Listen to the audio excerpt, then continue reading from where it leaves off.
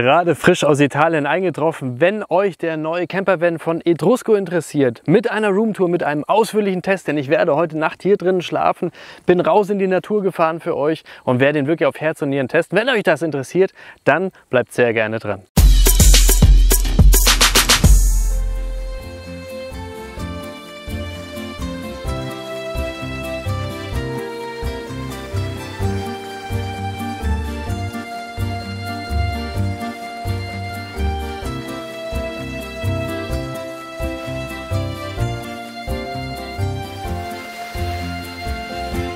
Jetzt wollte ich genau neben dem Auto landen, habe es nicht ganz geschafft. Er kommt gerade frisch aus Italien, ich komme gerade frisch vom Berg, bin ein bisschen außer Puste. Entschuldigung dafür. Herzlich willkommen bei einem neuen Video bei Fan4Van. Mein Name ist Markus und heute geht es um diesen Italiener. Er ist ganz frisch rausgekommen. Ihr wisst ja vielleicht, ich drehe gerade eine Serie über Produkte, über Hersteller, die nicht auf dem Caravan-Salon 2020 waren, aber trotzdem Neuigkeiten für 2021 zu bieten haben. Und Etrusco ist einer davon. Denn die stellen ihren neuen Campervan vor und ich habe heute die große Möglichkeit, ihn ausführlich zu testen für euch und das will ich natürlich tun. Wie immer habe ich das Video in mehrere Abschnitte unterteilt. Im ersten Teil kümmern wir uns einfach mal um die Spezifikationen des Fahrzeugs. Danach machen wir eine richtige Roomtour von vorne bis hinten, schauen uns alles im Detail an. Im dritten Teil, sorry, dass ich so außer Pusten bin, im dritten Teil, da schauen wir uns dann mal meine Erfahrungen an mit der ersten Nacht hier in diesem Fahrzeug, was ich alles so feststelle, was mir gefällt, was mir vielleicht auch nicht so gut gefällt. Und zu guter Letzt zu meinem persönlichen Fazit. Und jetzt schnaufe ich erstmal durch und euch wünsche ich ganz viel Spaß bei diesem Video. Bevor wir aber loslegen, noch eine Sache, die mir ganz wichtig ist, und zwar für die Transparenz dieses Videos. Ich habe mir natürlich für den Test nicht extra dieses Fahrzeug gekauft. Das wäre wahrscheinlich ein bisschen übertrieben und liegt ein bisschen außerhalb meiner Budgetgrenze. Ich habe dieses Fahrzeug dankenswerterweise von Etrusco für 2 Tage zur Verfügung gestellt bekommen und diese Tage nutze ich aus, um euch alles im Detail zu zeigen und deswegen blende ich vorsichtshalber einfach hier irgendwo Werbevideo ein, werde dafür aber nicht bezahlt oder irgendwas. Ich kriege lediglich dieses Fahrzeug für 2 Tage und dafür sage ich ganz herzlichen Dank. Also beginnen wir mit den Spezifikationen und da fangen wir gleich mal mit den Maßen dieses Fahrzeuges an. In der Breite misst er ganz normal 2,05 Meter. Kommen wir zur Länge des Fahrzeuges. Ich bin heute mit dem kleinsten unterwegs, der misst 5,41 Meter. Das Ganze gibt es natürlich aber auch in den Varianten 5,99 Meter und 6,36 Meter. Dann kommen wir hier noch zur Höhe. Wir haben keine besonderen Aufbauten drauf wie Solarpanels oder dergleichen. Wir haben die Markise Standard und wir haben natürlich auch noch mal Dachluken drauf. Und damit kommen wir auf 2,65 Meter. Ja, kommen wir zur Motorisierung und auch da haben wir natürlich die Standards. Bei der Grundausstattung fangen wir mit den 120er Motoren an. Ich bin heute mit dem 140er Motor unterwegs und ich muss sagen, es ist auf diese 5,41 Meter auf das Gewicht echt richtig klasse zu fahren. Es macht richtig Spaß und ist meiner Meinung nach vollkommen ausreichend. Und damit, glaube ich, belassen wir es aber auch schon wieder beim Motor. Aber hier seht ihr noch eine ganz wichtige Eigenschaft von dieser Variante und zwar haben wir hier die Complete Edition. Das bedeutet, wir haben hier ganz viel Ausstattung schon mit dabei, sodass der Hersteller sagt, damit müsste eigentlich jeder zurechtkommen, da ist ein Navi dabei und so weiter, aber das liste ich euch dann an anderer Stelle nochmal auf. So, dann kommen wir mal zum unangenehmen Thema und zwar zum Gewicht. Über das Gewicht spricht man bekanntlicherweise nicht. Ich tue das schon, denn ich finde, das ist ein ganz, ganz wichtiges Thema und das betrifft natürlich auch die Reisefahrzeuge.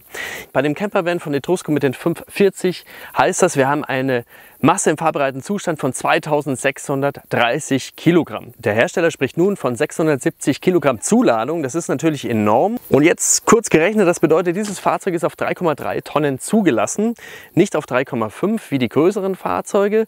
Und damit sieht man, man hat noch enorm Spiel, aber ich glaube, das reicht am Ende auch. Gucken wir jetzt aber mal auf den Preis. Und dazu blende ich euch mal das Datenblatt des Etrusco CV540DB ein. Das Ganze kostet im Grundpreis 34.599 €. Das Fahrzeug, so wie ihr es im Video seht, wie ich es testen konnte, hatte die Complete Selection. Das bedeutet, da kommen nochmal Sachen on top wie ein 140 PS Motor, verschiedene Design- und Komfortpakete, zum Beispiel aber auch eine Markise und, was ich auch erwähnenswert finde, das Radio mit Navigationssystem. Und dann kommen da nochmal 7.999 € on top. Zusammen mit dem digitalen Bedienpanel für die Heizung wären wir dann am Ende bei einem Endpreis von 44.053 €. Und jetzt fangen wir an mit der Roomtour. Ich gehe hier über die Fahrertür rein. Warum? Naja, weil ich das Auto jetzt von vorne bis hinten einfach komplett mit euch durchgehe und euch alles im Detail zeige. Also, legen wir los.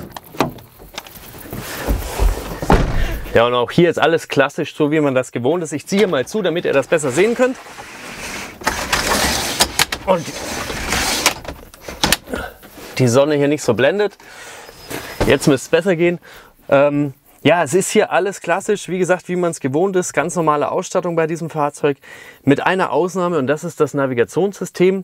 Das ist hier bei dieser Edition wieder standardmäßig mit dabei. Und wie sich das bewährt, das werden wir nachher im Praxistest noch mal ein bisschen sehen, wie ich damit zurechtgekommen bin.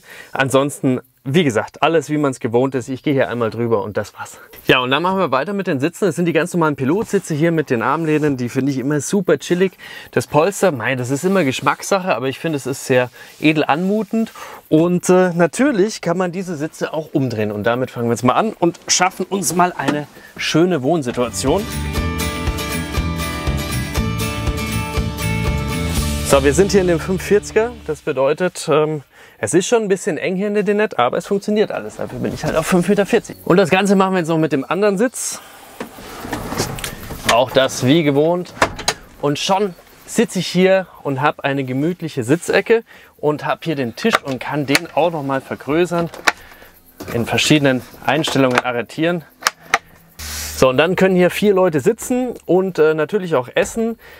Wir sind auf 5,40 Meter, deswegen ist das Ganze natürlich schon auch ein bisschen beengt. Wenn wir Glück haben, können wir uns nachher nochmal den 600er anschauen, da sieht das Ganze dann schon anders aus. Kommen wir direkt vom Wohnzimmer in die Küche und da haben wir alles, was wir brauchen. Ein 2-Flammen-Gasherd zusammen mit einer Pieto-Zündung und wir haben auch ein kleines Waschbecken. Hier hinten eine schöne Ablagefläche und hier auch noch mal eine kleine Leiste mit Haken, wo man dann Handtücher hinhängen kann und vielleicht ein Spülbeutel hier mit aufhängen kann oder man stellt es hier hin. Da ist ja auch wieder jeder anders. Ich habe hier oben eine kleine Lichtleiste, LED, die finde ich auch sehr praktisch. Schaltet man dann hier einfach an und aus. Und wir haben natürlich auch einen Kühlschrank, der ist hier vorne. Für den Kühlschrank muss ich mal kurz nach außen gehen. Der Kühlschrank ist hier vorne angebracht. Und wir haben hier ein Fassungsvolumen von 84 Liter, also das ist eine ganze Menge, finde ich, mit Eisfach sogar. Das Ganze ist ein Dometic-System, das sich hier vorne dann steuern lässt. Gut, unterhalb des Kochfeldes und der Spüle haben wir dann nochmal 2 Schränke. Ich fange mal mit denen an, dann seht ihr das vielleicht noch ein bisschen besser. Hier noch der zweite Schrank und wir haben eine Schublade, auch ordentlich groß würde ich sagen. Das ist hier mit Soft Close die Schublade. Und bei den Küchenunterschränken gibt es kein Soft Close. Dafür aber noch 2 Geheimfächer. So, Vertrauen ist gut, Kontrolle ist besser. Nach diesem Motto teste ich hier mal. Und zwar die Stehhöhe in dem Fahrzeug ist ja für viele von euch auch wichtig. Wir haben hier 1,90 Meter, genau wie es der Hersteller angibt, hervorragend. Und dann auch nochmal erwähnenswert, fürs Licht, aber auch für die Frischluft sind die Dachluken. Wir haben hier vorne im vorderen Bereich eine etwas größere und im hinteren Bereich, im Schlafbereich, nochmal eine kleine Dachluke. Thema Dachluke bringt mich ins Badezimmer, denn da ist es ja auch immer ein wichtiges Thema, wie kann dort drin belüftet werden. Und da bin ich ganz besonders beeindruckt, aber bevor ich euch das lange erzähle, schauen wir einfach mal rein und zwar ins Badezimmer. Bitte schön, kommt rein. Keine Angst, es kommt jetzt keine Duschszene, aber ich möchte euch das Badezimmer natürlich im Detail zeigen. Wir haben hier eine normale Standard Tedford Chemietoilette. Wir haben hier einen Halter für das Toilettenpapier. Wir haben für die Größe des Fahrzeugs ein relativ großes Waschbecken und es gibt ganz viele Ablagefächer mit einem kleinen Schränkchen hier oben und auch mit einem Schränkchen unter dem Waschbecken. Und wir haben natürlich auch die Möglichkeit, hier drin zu duschen. Und das Ganze ist natürlich ein bisschen beengt. Was muss ich dafür machen? Ich muss einmal den Vorhang hier aufmachen. Das Ganze ist einfach nur mit dem Duschvorhang gelöst. Den ziehe ich dann hier hinten durch zum einen. Und dann macht's gut hier durch. Und ihr könnt mich jetzt noch hören. Ich kann es euch aber leider nicht filmen, weil es einfach zu eng ist. Es geht, aber es ist beengt. Machen wir uns nichts vor. Das ist schon eine enge Kiste. Aber klar, du kannst ja jetzt nicht alles haben. Es ist halt 5,40 Meter. Und dafür finde ich, ist es machbar. Also es ist echt möglich. Ja, dann kommen wir jetzt zum Bett und auch das ist ja eine spannende Geschichte. Einmal wichtig, Fenster. Wir haben hier auf der größeren Seite ein großes Fenster zum Öffnen und im hinteren Bereich an den beiden Türen haben wir auch nochmal 2 Fenster zum Öffnen. Das Ganze ist mit einem relativ einfachen System hier erledigt, mit dem Rollo-System von Remis. Ich kann hier super verdunkeln und habe dann natürlich auch in der anderen Variante das entsprechende Netz. Und natürlich kann ich die Fenster auch entsprechend zur Durchlüftung öffnen.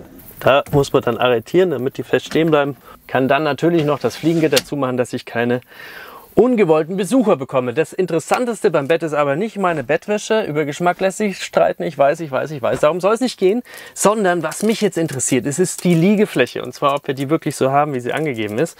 Und da gucken wir mal, was ich messe. Ich werde es nie lernen. Ich nehme immer Meterstäbe mit. Eigentlich sollte man das nicht machen, weil damit kommt man einfach nicht so gut zurecht. 1,80 Meter haben wir hier. Sekunde, ich bin noch nicht fertig. 1,80 Meter haben wir hier. Dann drehen wir das um. Und dann kommen wir hier auf 1,96 Meter. Das ist schon mal gut, finde ich. Und jetzt haben wir noch die Breite. Da müssen wir mal gucken, ob sich das irgendwo verjüngt. Aber ich meine, nein. Das bedeutet, wir messen das Ganze mal so. Und da habe ich hier 1,36 Meter. Und ich glaube, dasselbe haben wir dann hier auch noch mal.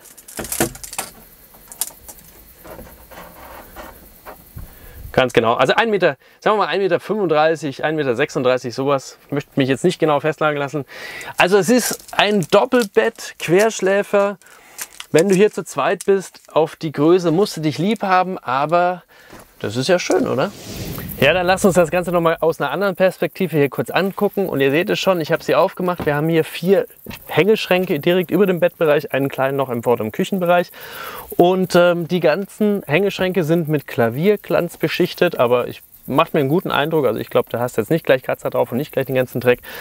Sie haben Soft Close, meine ich. Schaut euch das an. Sehr gut. Und natürlich auch einen Verschluss. Des Weiteren haben wir hier überall so kleine Lämpchen, die kannst du einfach rausmachen, wieder reinmachen und entsprechend an anderen Stellen positionieren. Machst die dann einfach über so einen kleinen Kippschalter an und aus. Und da kannst du natürlich auch flexibel die Lampen dann entsprechend verstellen, so wie du das am liebsten haben möchtest. Eines ist vielleicht noch interessant, wie groß die Schränke wirklich sind. Und das schauen wir uns einfach mal hier an diesem Beispiel an. Ich meine, dass die Schränke beide gleich groß sind. Also ich rede jetzt von Innenmaß. Ne? Da haben wir 1,06 Meter. Und die sind dann unterteilt und zwar genau in die Hälfte, so wie mir das aussieht. Ja genau, also hier haben wir jetzt Mitte im Innending wieder, ich messe wieder nur den Innenbereich, haben wir 52,5 cm in der Länge oder Breite besser gesagt. Und in der Tiefe haben wir im unteren Bereich 32 cm und dann verjüngt sich es natürlich oben bis auf einen Bereich von 20 cm. Ja, und damit würde ich sagen, sind wir im Schlafzimmer eigentlich auch schon durch. Hier könnte man ein richtig schönes Bild hinmachen, glaube ich. Und ein bisschen Lichterketten. Könnte das schon relativ romantisch werden. So, wenn wir dann schon von hier hinten uns das Bett anschauen, das Schlafzimmer, dann schauen wir uns auch gleich mal den Kofferraum an oder den Laderaum. Auch der ist ganz einfach strukturiert, so wie man das kennt. Hier auf der linken Seite, also auf der Fahrerseite, haben wir das Fach für die Gasflaschen. Hier passen 2 Gasflaschen rein und man kommt auch super ran. Also das ist überhaupt kein Thema. Auf der anderen Seite befindet sich der Frischwassertank, übrigens mit 100 Litern Frischwasser. Abwasser haben wir 90 Liter. Und da kann man auch super ran und kann hier einfach mal gucken, wie sieht es da drin aus. Zum Reinigen ganz toll. Also das ist ja auch immer eine wichtige Geschichte, dass man gut rankommt. Das finde ich, kommt man hier super. Dann mache ich das hier mal weg, damit ihr hier mal reingucken könnt. Die Matratzen sind dreigeteilt. Das bedeutet, man kann hier das vordere Hinterteil wegnehmen, kann den Lattenrost wegnehmen und dann hat man hier schon mal einen größeren Bereich, wo man auch in die Höhe laden kann aber trotzdem noch vorne schlafen. Und des Weiteren kann ich den zweiten Lattenrost und die vordere Matratze auch noch rausnehmen, kipp das hier auf die Seite und dann kann ich natürlich nach oben und nach vorne hin durchladen, denn ich kann dann einfach die Trennwand rausnehmen und dann kann ich wirklich ins Möbelhaus fahren und ordentlich einkaufen. So, jetzt mache ich das aber noch mal runter und messe für euch nochmal den Platz, wie er wirklich hier ist im Kofferraum. Schauen wir uns einmal die Tiefe an. Wie gesagt, jetzt mal mit Trennwand natürlich. Da haben wir eine Tiefe von, ich sag mal 123 cm. Und in der Breite haben wir Platz für 90 cm. Also da kriegt man schon was unter. Ich habe auch extra meine Sachen drin liegen lassen, damit ihr einen Größenvergleich bekommt. Klammer auf, ich war zu faul, es rauszutun, Klammer zu. Werfen wir noch einen kleinen Blick auf die Elektrik des Fahrzeuges. Das sind 2 Sachen spannend. Einmal hier oben gleich beim Einstieg, relativ zentral, habe ich einmal das Bedienfeld der Truma Kombi-Heizung. Wie schon erwähnt, eine Gasheizung. Bedienung ist auch bekannt. Daneben habe ich das Bedienfeld für die Füllstände. Das bedeutet, ich mache das hier an und aus. Jetzt ist es wieder an, kann sehen, wie viel Abwasser habe ich gerade jetzt in etwa 25%. Wie viel Batterie habe ich noch? 11,6 Volt, das heißt, da muss ich bald mal wieder zum Laden gehen.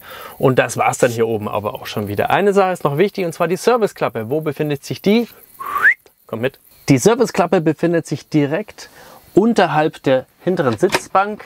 Und wenn man die aufmacht, sieht man hier auch ganz einfach alles da, was man braucht. Ja, dann gucken wir uns noch mal an, was wir außen am Fahrzeug noch Wichtiges haben. Und da haben wir einmal hier das Fach für die Toilette. Hier mache ich mal kurz zu, nicht, dass ich mich noch stoße. Hier haben wir einmal das Entsorgungsfach für die Toilette, auch Standard, wie man es kennt. Hier habe ich die Steckdose für den Landstrom, auch ganz easy und ganz normal. Und hier habe ich noch den Kamin für die Gasheizung.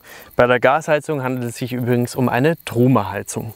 Eine Sache haben wir noch hier unten, die vielleicht ganz interessant ist, und zwar kommt hier das Abwasser raus. Also hier unten ist der Abwassertank mit, wie schon gesagt, 90 Litern Fassungsvolumen, und das Ganze machst du einfach mit dem Schraubenschlüssel auf und dann kommt das Wasser auch entsprechend raus. Und das Frischwasser kann man ganz hinten auf der Beifahrerseite befüllen.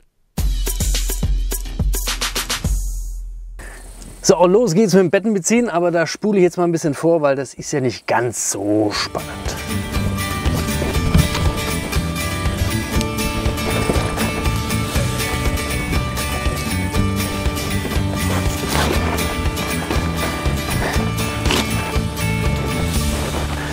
Voila, das Bett ist angerichtet. Alles hergerichtet für die Nacht. Zwei Sachen wollte ich euch noch sagen. Zwar das eine ist, ich habe hier oben noch Ablagefläche, wo ich zum Beispiel eine Brille reinlegen kann oder wo ich auch Tempotaschentücher reinlegen kann, was auch immer. Und ich habe auf der einen Seite auch noch ein Fenster. Das bedeutet, nachdem auf der anderen Seite kein Fenster ist, schlafe ich in der Regel immer mit dem Kopf am Fenster. Das ist aus verschiedensten Gründen immer ganz sinnvoll.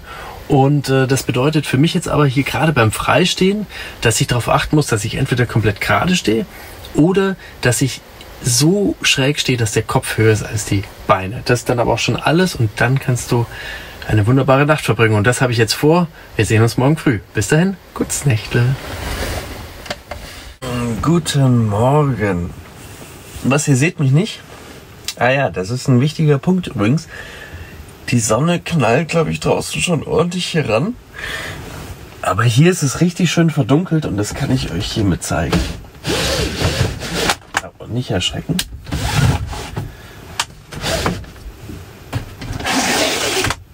So, und schon haben wir es hier nämlich wieder hell.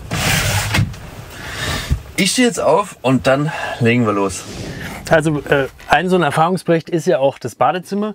Was ich hier richtig cool finde, ist, dass du den Wasserhahn rausnehmen kannst und das Waschbecken relativ groß ist. Dadurch kann ich mir super die Haare waschen, ohne jetzt mal schnell duschen zu müssen. Das fällt mir hier auf. Das ist in der Praxis, finde ich, immer sehr, sehr wichtig. Ich finde das furchtbar, wenn du kleine Waschbecken hast und wenn du dann auch noch so einen Wasserhahn hast, wo du dir ständig den Kopf anhaust. Das geht hier gut. Und für so ein kleines Fahrzeug ist das, finde ich, schon erwähnenswert. Und es sind überall so kleine Halter, wo man Handtücher aufhängen kann. Das finde ich auch gut. Also ich kriege alles unter. Einzige, was immer komisch ist, aber da habe ich noch nie so eine richtig perfekte Lösung bekommen. Diese Fächer hier, die sind alle da. Das ist, wenn du irgendwo stehst, auch alles super praktisch, aber du musst es halt immer wieder rein und rausräumen, weil die Sachen nicht fest fixiert werden können. Also ja, da habe ich irgendwie auch noch nicht die absolut beste Lösung gefunden. Wenn ihr da was Cooles habt, dann schreibt mir das mal in die Kommentare. Das würde mich sehr interessieren. Wie fixiert ihr euer Shampoo im Badezimmer? Ja gut, das Thema Kochen. Bin ich ehrlich, ich habe keine Ahnung, weil ich einfach nichts gekocht habe. Ihr kennt mich. Ich koche generell nicht wirklich viel in meinem Camper. Was mir auffällt, klar, du hast 2 Flammen. Auf dem Platz optimiert ist das alles wunderbar. Was ich immer toll finde zum Putzen, ihr kennt mich ja, ich bin so ein kleiner Putznerd. Ich finde es halt super, weil du kannst den Dreck hier direkt in die Spüle runterwischen, und wenn es wässrig ist quasi, kannst du es sogar in den Abfluss mit runterspülen, oder du kannst es hier halt einfach besser aufwischen. Um diese Dinge rum ist das immer so ein Gefricke, den Staub rauszukommen. Du kommst mit dem Staubsauger nicht gut hin, da musst du immer mit dem Lappen rein, und so haust du die ganze Plörre hier runter und dann kannst du schön aufsammeln. Finde ich gut. Waschbecken selber ist klein, klar, und der Wasserhahn ist halt auch eher so VW Bulli Niveau. Also da mag ich es immer lieber, du hast was Größeres. Aber klar, wie willst du es machen hier auf dem Platz? Es ist, glaube ich, keine Küche, wo du ein 5-Gang-Menü zauberst. Also geht bestimmt auch. Ich kann es halt nicht. Aber du musst auch wirklich richtig Bock haben zu kochen hier, dass du es machst. Aber wie gesagt, das ist halt, bei 45 musst du halt Kompromisse eingehen. Es ist da und du kannst dir auf alle Fälle zur Not was machen. Und das ist ja eigentlich das, worum es geht. Ah ja, und wenn wir gleich noch hier sind, was ich jetzt auch gemerkt habe, was ich cool finde, sind diese Schienen. Denn da kannst du einfach eine Lampe einklipsen, ich zeige das mal, und wieder rausnehmen, so wie hier. Und kannst die einfach an der Position verstellen, wie du möchtest. Und da kannst du dann auch nicht nur Lampen reinfriemeln, sondern du kannst da auch einen USB-Lader zum Beispiel reinfriemeln. Und das finde ich wiederum richtig gut. Und für meine Lichterkette war das jetzt auch Bombe. Thema Staufläche, ich finde, du hast überall viel Platz. Für so eine kleine Karre kriegst du da alles unter. Aber was ist das zur Hölle? Ich weiß es nicht, da muss ich nochmal nachfragen. Wisst ihr das, was das hier ist? Da ist ein Loch drin, aber mehr nicht. Noch kurz was zum Thema Esstisch gesagt. Eine Dinette ist bei 5,40 Meter immer eng und klein. Überhaupt keine Frage, aber es ist cool, weil man hat sie. Wenn der Stuhl hier umgedreht ist, kann man zu zweit hier sitzen. Zu viert, ganz ehrlich, das würde ich mir nicht antun wollen. Aber zu zweit kannst du hier echt sitzen. Du musst dich halt mit den Beinen ein bisschen arrangieren, ein bisschen vierseln, wie man bei uns in Bayern sagt. Dann geht das auf alle Fälle. Und es ist halt da. Ich kann auch hier, auch wenn es vielleicht nicht so aussieht, ich tue hier dann meine Kopfstütze hoch, auch wenn es vielleicht im ersten Moment nicht so aussieht, aber hier am Laptop arbeiten, das ist bequem. Zusatzmonitor aufstehen geht natürlich nicht, aber hier arbeiten, das geht, das habe ich auch schon gemacht. Aber jetzt esse ich erstmal einen Apfel, den habe ich übrigens von ganz netten Zuschauern geschenkt bekommen. Die habe ich hier gerade getroffen, wo ich hier drehe. An der Stelle ganz herzlichen Gruß. Ich weiß nicht, ob ich euren Namen sagen darf, deswegen traue ich mich das jetzt lieber nicht. Aber ich habe mich so auf den Apfel gefreut, wo ich den vorher gesehen habe, und den schnapuliere ich jetzt mal.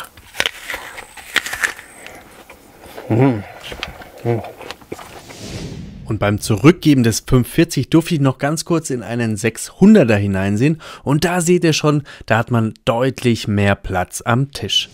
Wie verhält es sich jetzt beim Fahren? Genau das wollen wir jetzt mal testen. Ich gehe mal auf Strecke mit euch. Ich bin natürlich schon hier an diesem Platz gefahren, habe deswegen schon ein bisschen Erfahrung gesammelt. Aber jetzt möchte ich euch mal an meinen Erfahrungen teilhaben lassen. Also Maschinen an und Vollgas! Wir fahren mal ganz gemütlich zurück.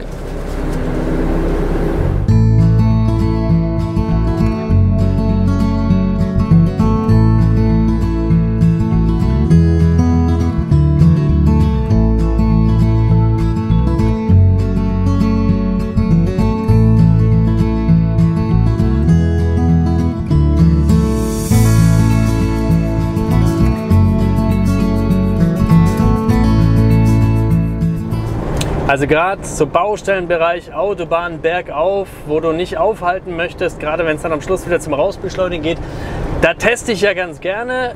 Ich bin hier in der Nähe von Stuttgart, da haben wir ja ein kleines Berglein, und ich muss sagen, mit dem Motor, dem 140er, das macht richtig Spaß. Also da kommst du echt voran und kannst du richtig rausbeschleunigen, wenn du noch mal musst. Also da hast du nicht das Problem, dass dir was fehlt. Super, super cool.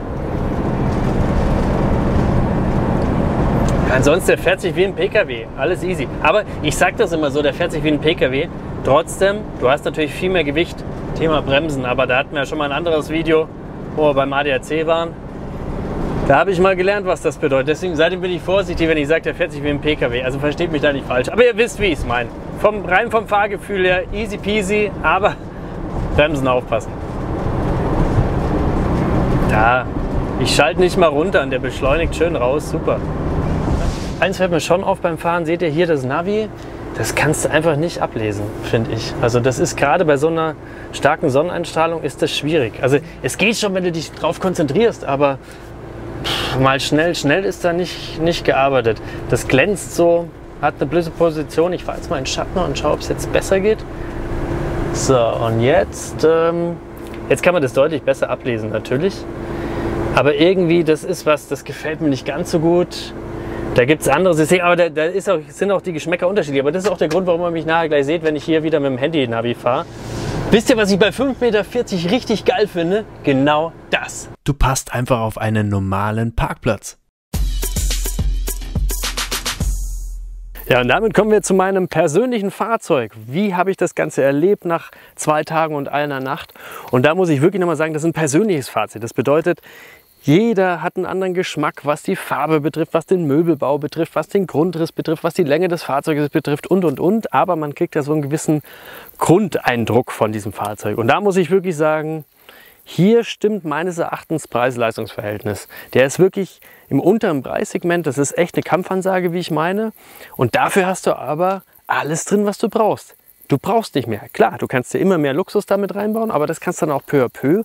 Ich finde, da ist alles drin, was man braucht, um auf Tour zu gehen, um in die Natur zu fahren, um Spaß zu haben. Das Auto, gerade in der Länge, ist sicherlich nichts, wenn du große Prioritäten auf Kochen setzt. Das ist dann einfach eng und so weiter. Wenn du da täglich drin duschen musst, wirst du auch nicht deinen Spaß haben. Ist alles vollkommen klar, aber das hat jetzt nichts mit Etrusco zu tun oder so, sondern es ist einfach die kompakte Größe. Aber schreibt auch super gerne mal, ob ihr Fahrzeuge mit 540 kennt, wo man richtig Spaß beim Duschen hat und beim Kochen hat. Das würde mich interessieren. Ich habe da noch nicht wirklich ein Konzept gesehen, was mich da so absolut überzeugt hat. Fangen wir mal kurz an mit den Sachen, die mir nicht so gut gefallen haben. Und da steht an erster Stelle für mich das Navi. Das war schlecht abzulesen, finde ich, bei Sonnenschein. Und wir haben halt jetzt gerade extrem viel Sonne. Ich finde es auch von der Bedienung her nicht so wirklich knusper. Aber da würde ich halt einfach verzichten und würde mir ein anderes reinbauen. Also dafür findet man Lösungen und das ist mit Sicherheit kein Kriterium, wo man sagt, das Auto kommt mir nicht in die Tüte. Und eine Kleinigkeit ist mir noch aufgefallen. So Bohrlöcher wurden einfach überklebt. Das machen ganz, ganz viele. Da bin ich total empfindlich. Das mag ich überhaupt nicht. Das sieht jetzt alles noch gut aus. Aber das wird sich nach einer Zeit einfach so auffällen. Aber auch das wäre mir egal, weil da würde ich mir einfach im Baumarkt so kleine Plastiknüppel kaufen und die drüber stecken. Finde ich, sieht hochwertiger aus. Ist dann nicht im super gleichen Design wie der restliche Möbelbau. Aber ansonsten finde ich, war das alles fein. Positiv fällt mir auf, dass das Fahrzeug einfach Spaß macht. Es ist einfach in der Bedienung, es ist alles da, was man braucht. Ich bin wirklich, ohne zu gucken, ohne viel dabei zu haben, raus in die Natur, war hier ein bisschen fliegen, habe das Auto wirklich genossen und habe es gelebt. Und genau dafür werden diese Fahrzeuge ja auch gebaut. Alles, was da ist, funktioniert super einfach. Und es funktioniert vor allem. Du hast einen riesen Kühlschrank, finde ich auch klasse bei so einem kleinen Fahrzeug. Ich bin jetzt nicht der große Koch, das wisst ihr auch. Aber Gin, Tonic und Aufbaubier muss halt einfach seinen Platz finden und den habe ich hier definitiv gefunden. Ich habe hervorragend geschlafen, also auch die Matratzen, da war ich am Anfang skeptisch, aber war super. Ich habe ganz toll geschlafen und auch, dass du hinten das Bett einfach wegklappen kannst und dass du dann eine größere Durchlade hast. Das ist alles so watschen einfach, wie man bei uns sagt, aber es funktioniert alles und es gibt dir halt wieder sehr viel Flexibilität. Und die Geräte und alles, was da verbaut wurde, das ist alles solides Zeug und es funktioniert alles, glaube ich, wie man es kennt. Das sind alle Standardprodukte von Dometic und so weiter. Also da wurde nirgendwo groß gespart und das finde ich schön, weil du hast da eine gewisse Verlässlichkeit, glaube ich. Ich habe ja jetzt auch nur 2 Tage drin geschlafen, aber das vermute ich jetzt einfach mal. Also ich würde das mit einem guten Gewissen entgegennehmen. Und es hat halt einfach so diesen italienischen Charme. Ganz ehrlich, finde ich wirklich. Ich finde es allein von dem Außendesign, ich finde die Sitzdesigne, das ist für die Preisklasse, finde ich echt cool. Also das hätte ich nicht erwartet. Also mein Gesamteindruck ist wirklich sehr, sehr positiv. Ich glaube, ich würde mir sowas in einer längeren Variante holen, weil ich einfach der Typ von Längsbetten bin und so weiter. Das macht mir mehr Spaß. Aber wie gesagt, das ist eine Grundrisssache. Generell finde ich, ist das eine ganz schöne Kampfansage und ich bin mal gespannt, wie sich die Verkaufszahlen entwickeln. Und ich bin vor allem gespannt, was ihr davon haltet. Also schreibt gerne in die Kommentare, welchen Eindruck habt ihr nach diesem zugegebenermaßen einfach nur kurzen Video, wo man jetzt nicht den Eindruck hat, wie wenn man da wirklich 1, 2 Nächte drin übernachten würde. Aber ich bin trotzdem sehr gespannt, welche Meinung habt ihr zu diesem Fahrzeug? Wie gefällt euch dieses Fahrzeug? Wie gefällt euch generell diese Serie, dass ich einfach mal Produkte angucke, die jetzt nicht auf dem Caravan-Salon präsentiert wurden, aber trotzdem für 2021 neu vorgestellt werden? All das würde mich super interessieren. Und wenn ihr sagt, Markus, herzlichen Dank für diese ganze Arbeit. Steckt doch immer viel Arbeit drin. Ich war jetzt 2 Tage unterwegs, werde dann wahrscheinlich noch 2 Tage dran schneiden. Also da ist schon immer viel zu tun. Und wenn ihr das ein bisschen würdigen wollt, dann könnt ihr sehr gerne ein Like da lassen. Das freut mich einfach immer ungemein. Und hat ja in dem Fall jetzt auch nichts damit zu tun, gefällt euch das Auto oder gefällt euch nicht, da beziehe ich das immer auf meine Arbeit, diese Daumen hoch oder runter. Also insofern freue ich mich über jeden Daumen nach oben. Und wenn ihr total irre seid und es noch nicht gemacht habt, dann bin ich euch auch überhaupt nicht böse, wenn ihr den Kanal abonniert und die Glocke drückt, dann werdet ihr immer informiert, sobald ein neues Video von mir rauskommt. Und da kommen jetzt noch ein paar. Wir haben noch aufregende Sachen vor uns. Wir schneiden bald einen Bus wirklich auf und machen da was ganz Wildes draus. Also bleibt einfach gespannt. Ich mache mich weiter auf die Suche nach Neuigkeiten für 2021, die wir auf dem Caravan-Salon nicht präsentiert bekommen haben. Und würde mich sehr, sehr freuen, wenn ihr beim nächsten Video wieder dabei seid. Bedanke mich ganz herzlich fürs Zuschauen. Wünsche euch jetzt, egal wohin auch immer ihr reist, ihr wisst es ja, alles Gute, wunderschöne Touren und kommt sicher und ganz gesund wieder zurück. Und dann sehen wir uns beim nächsten Video. Ich ziehe jetzt noch ein bisschen Schirm auf und freue mich auf die Rückfahrt. Bis dann, euer Markus. Ciao.